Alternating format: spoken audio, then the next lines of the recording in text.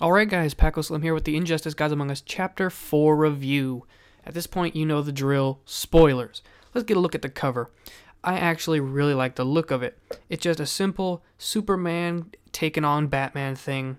Everything looks nice. Let's get into the actual thing. So, it starts off with the caption, "You took his wife, his unborn child, and his city from him." It takes place right after everything went down in the last issue, by the way. And Batman asks the Joker why.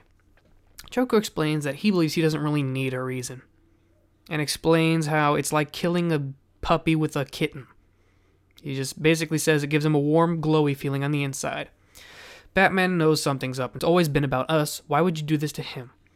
Joker explains that every time they fight, he loses. So he thought he would put the game, so he says, into easy mode and took on Superman, claiming it was as easy as beating a puppy to death with a kitten. We now cut over to the Green Lantern grabbing up all the survivors, while Flash comes back in grabbing some people that Green Lantern missed. They ask where Superman is, and Flash says he's still in Metropolis and that no one should probably see him at the moment. We see Wonder Woman is heading over to where Superman is. He looks up to her, and he believes it is completely his fault that he killed his family. Wonder Woman explains that it isn't his fault, it's the Joker's fault. Superman just looks off into the distance, gives Lois to Wonder Woman, and he flies up into the air.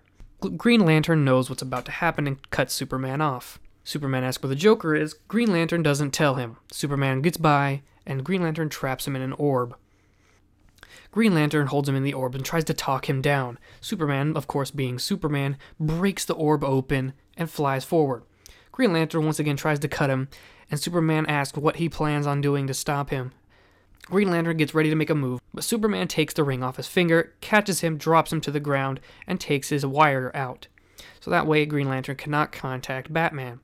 Not only this, but he fries Green Lantern's ring. Hal Jordan says, "Don't do something you'll regret for the rest of your life." Superman responds with, "I already have," as he flies away. We cut back to Batman talking to the Joker. Joker says that when the Batman had everything taken from him, he became a ball of angst, and he questions, what would Superman become? Batman stays firm, saying that you can't corrupt Superman. Superman busts in, and Joker laughs, saying, "You honestly think your friend will still be fun to play with?"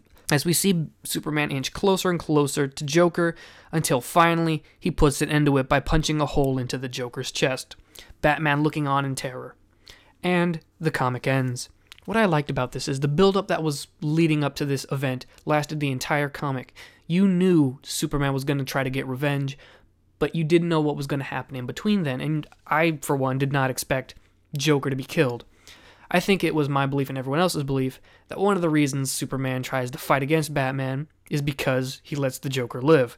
Turns out that is not the case, and in fact, the Joker gets killed. Once again, the art shows a lot of emotion in people's faces. Once again, still a little inconsistent, but I've kind of gotten used to it at this point. I really liked where the story is heading from here, because I assume after this, it's going to jump 5 years back to the present that was set in the first chapter.